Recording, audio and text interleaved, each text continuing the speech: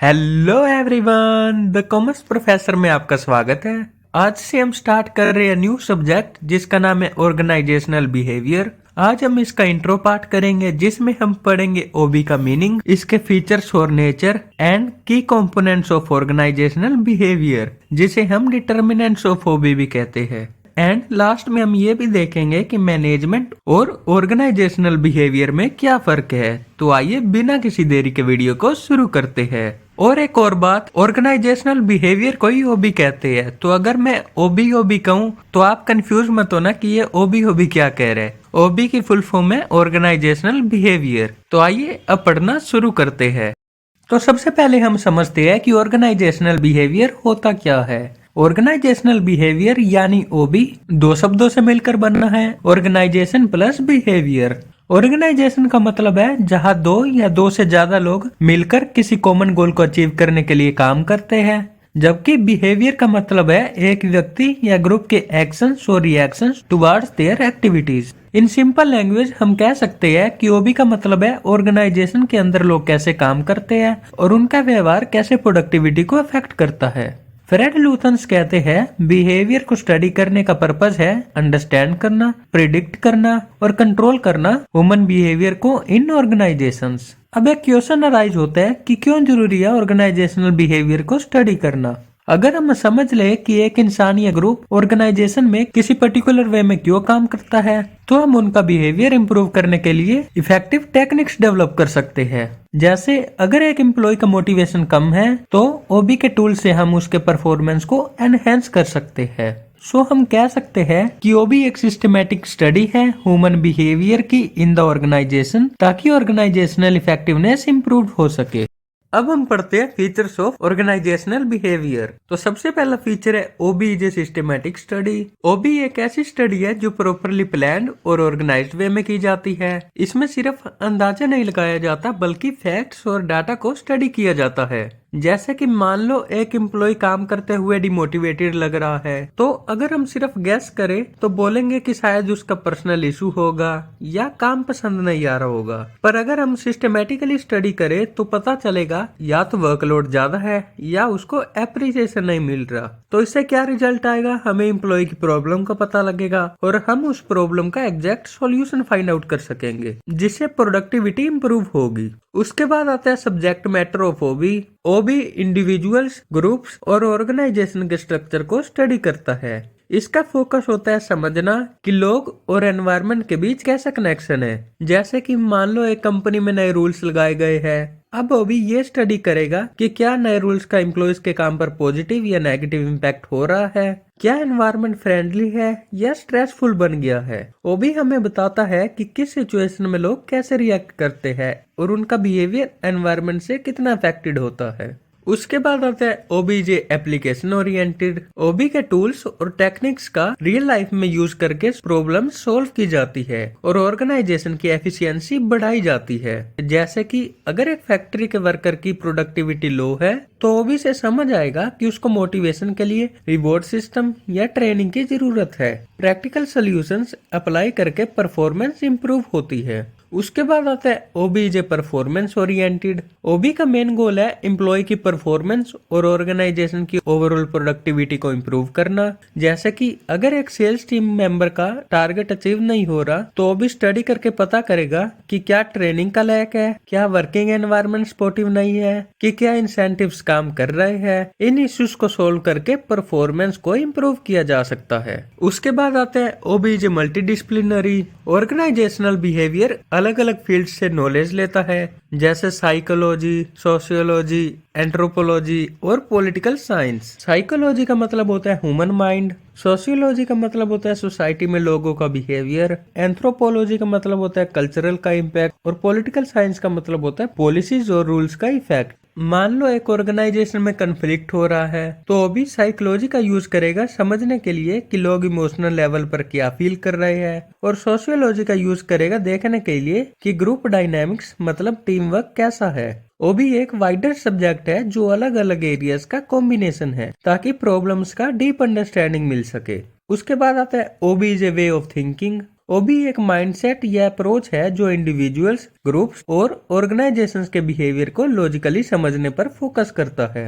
जैसे कि एक मैनेजर सोचता है कि उसकी टीम प्रोडक्टिव नहीं है, अगर वो ओबी का अप्रोच यूज करेगा तो वो एनालाइज कर पाएगा क्या टीम प्रॉपरली कम्युनिकेट कर रही है, क्या उन्हें काम समझ आया है और क्या उन्हें लीडरशिप सपोर्ट मिल रहा है। ओबी हमें सिखाता है बिना एजम्पशंस के लॉजिकली सोचना और सोल्यूशन निकालना। उसके बाद आता है OB is a part of management. Management का काम है ऑब्जेक्टिव्स को अचीव करना और ओबी का काम है लोगों के बिहेवियर को समझना जो ऑब्जेक्टिव्स को अचीव करने में मदद करे। जैसे कि एक कंपनी के ऑब्जेक्टिव्स तभी अचीव होंगे जब एम्प्लॉयज मोटिवेटेड और प्रोडक्टिव रहेंगे। इसका मतलब ओबी और मैनेजमेंट एक दूसरे के बिना इनकम्प्लीट है। ओबी एक इम्पोर्टेंट टूल है जो मैनेजमेंट के काम को और इफेक्टिव बनाता है। उसके बाद आता है OB is a change oriented. Human behaviour और ऑर्गेनाइजेशनल एनवायरनमेंट हमेशा चेंज होते रहते हैं। ओबी का काम है इन चेंजेस को समझना और उसके अकॉर्डिंग नई टेक्निक्स डेवलप करना। जैसे कि मान लो एक कंपनी में नई टेक्नोलॉजी टूल्स इंप्लीमेंट किए गए हैं तो भी स्टडी करेगा कि एम्प्लॉयज इस चेंजेस को कैसे एक्सेप्ट करेंगे और क्या उन्हें ट्रेनिंग की जरूरत है। वो भी हेल्प करता है ऑर्गेनाइजेशंस को चेंजेस को अडेप्ट करने में स्मूथली और अपने गोल्स को अचीव करने में। उसके बाद आता है OB is related with explanation, prediction and control of human behaviour. OB का काम है एक्सप्लेन करना कि बिहेवियर क्यों हो रहा है, प्रेडिक्ट करना कि फ्यूचर में क्या बिहेवियर होगा और कंट्रोल करना कि बिहेवियर को पॉजिटिव डायरेक्शन में कैसे ले जाए। जैसे कि मान लो एक एम्प्लॉय रिजाइन करने की सोच रहा है तो भी एक्सप्लेन करेगा कि उसके पीछे क्या रीजन है, लो सैलरी, वर्क प्रेशर या कोई और वजह। प्रिडिक्ट करेगा कि अगर चेंज नहीं हुआ तो फिर लोग रिजाइन कर सकते हैं और सोल्यूशन देगा जैसे बेटर इंसेंटिव्स। सो भी क्या करता है, बिहेवियर के हर एस्पेक्ट को एनालाइज करता है ताकि ऑर्गेनाइजेशन बेटर डिसीजन ले सके। उसके बाद आता है OB is not restricted to human behaviour alone. OB सिर्फ ह्यूमन बिहेवियर को नहीं बल्कि उन फैक्टर्स को भी स्टडी करता है जो बिहेवियर को इन्फ्लुएंस करते हैं, जैसे जॉब एनवायरनमेंट, ऑर्गेनाइजेशनल स्ट्रक्चर और एक्सटर्नल एनवायरनमेंट। मान लो एक फैक्ट्री का वर्कर है जिसकी परफॉर्मेंस लो है तो भी देखेगा कि क्या काम करने की जगह सेफ है और क्या काम का स्ट्रक्चर सही है। वो भी हर उन फैक्टर्स को समझने पर फोकस करता है जो ह्यूमन बिहेवियर को अफेक्ट करते हैं। एंड उसके बाद आता है OB is a new field of study. OB एक रिलेटिवली नई फील्ड है जो 1950 के बाद पॉपुलर हुई। अभी भी इसमें नई थ्योरीज और प्रिंसिपल्स ऐड हो रहे हैं। पहले ऑर्गेनाइजेशंस इंडिविजुअल परफॉर्मेंस पर फोकस करती थी, लेकिन अब ओबी के माध्यम से टीम वर्क और लीडरशिप की इम्पोर्टेंस को समझा गया है। ओबी एक इवॉल्विंग सब्जेक्ट है जो ऑर्गेनाइजेशंस और एम्प्लॉयज के बिहेवियर को और भी डीपली समझने की कोशिश कर रहा है। अब हम पढ़ते हैं determinants of organisational behaviour. Determinants of OB का मतलब है वो फैक्टर्स या एलिमेंट्स जो ऑर्गेनाइजेशन के अंदर लोगों के बिहेवियर को इन्फ्लुएंस करते हैं या हम कह सकते हैं अफेक्ट करते हैं। ये डिटर्मिनेंट्स डिफाइन करते हैं कि इंडिविजुअल्स, ग्रुप्स और पूरा ऑर्गेनाइजेशन कैसे काम करेगा और रिएक्ट करेगा अलग अलग सिचुएशंस में। डिटर्मिनेंट्स ओबी की स्टडी से मैनेजर्स बेटर डिसीजंस ले सकते हैं और एम्प्लॉय की परफॉर्मेंस और सेटिस्फैक्शन को इम्प्रूव कर सकते हैं। तो सबसे पहला डिटर्मिनेंट आता है इंडिविजुअल्स। ऑर्गेनाइजेशन की सबसे बेसिक यूनिट इंडिविजुअल्स होते हैं।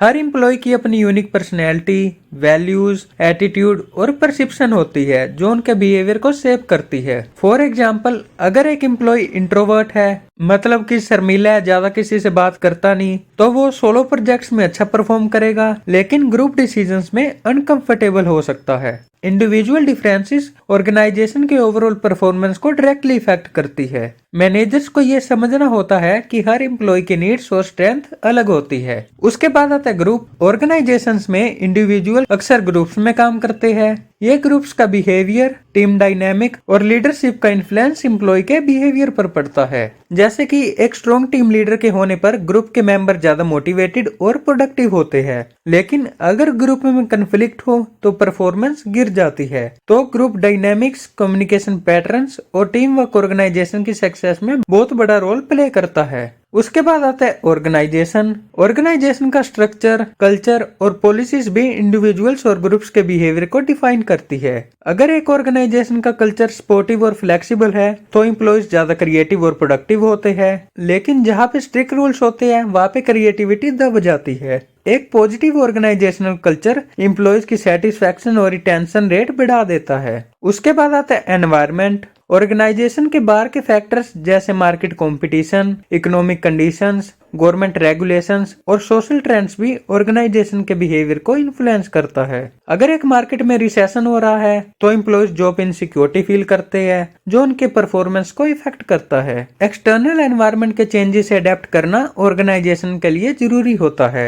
एंड उसके बाद आता है टेक्नोलॉजी। आज के टाइम में टेक्नोलॉजी ऑर्गेनाइजेशन के वर्किंग स्टाइल और प्रोसेस में एक मेजर रोल प्ले करती है। जैसे कि अगर एक कंपनी नए सॉफ्टवेयर टूल्स इंट्रोड्यूस करती है तो एम्प्लॉयज को उन्हें समझना और यूज करने के लिए ट्रेनिंग की जरूरत होती है। कुछ लोग टेक्नोलॉजी को जल्दी अडॉप्ट कर लेते हैं, जबकि कुछ लोग डिफिकल्टी फेस करते हैं। टेक्नोलॉजी प्रोडक्टिविटी बढ़ाती है, लेकिन अगर एम्प्लॉयज ट्रेन नहीं होते तो ये डिमोटिवेशन का काम भी करती है। तो हम कह सकते हैं कि डिटर्मिनेंट्स ऑफ हॉबी की स्टडी से मैनेजर्स को ये समझने में मदद मिलती है कि ऑर्गेनाइजेशन के अंदर अलग अलग फैक्टर्स लोगों के बिहेवियर को कैसे इम्पैक्ट करते हैं। इससे मैनेजर्स बेटर डिसीजंस ले सकते हैं और एम्प्लॉयज की परफॉर्मेंस और सेटिस्फेक्शन को इम्प्रूव कर सकते हैं। अब हम पढ़ते हैं मैनेजमेंट और ऑर्गेनाइजेशनल बिहेवियर का रिलेशन, कि इन दोनों के बीच में क्या रिलेशन है। तो मैनेजमेंट एक सिस्टमेटिक प्रोसेस है जिसमें प्लानिंग, ऑर्गेनाइजिंग, स्टाफिंग, डायरेक्टिंग और कंट्रोलिंग होती है ताकि ऑर्गेनाइजेशन के ऑब्जेक्टिव्स अचीव हो सके, जबकि ओबी का फोकस ह्यूमन बिहेवियर पर होता है। इसका एम होता है ऑर्गेनाइजेशनल इफेक्टिवनेस को इम्प्रूव करना। मैनेजमेंट और ओबी एक दूसरे से क्लोजली रिलेटेड होते हैं। इफेक्टिव मैनेजमेंट के लिए ह्यूमन बिहेवियर को समझना जरूरी है, जो ओबी के थ्रू पॉसिबल होता है। ओबी की नॉलेज मैनेजर्स को ह्यूमन रिसोर्सेज का इफेक्टिव यूज करने में हेल्प करती है।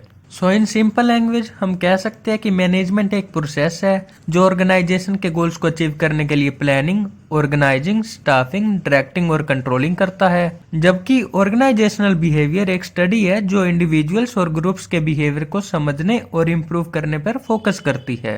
जैसे कि एक मैनेजर प्रोडक्शन टारगेट्स को अचीव करने के लिए रिसोर्सेज का बेस्ट यूज करेगा तो वो मैनेजमेंट है। बट अगर एक मैनेजर अपनी टीम के मोटिवेशन और टीम वर्क को समझकर टारगेट्स अचीव करेगा, वो ऑर्गेनाइजेशनल बिहेवियर है।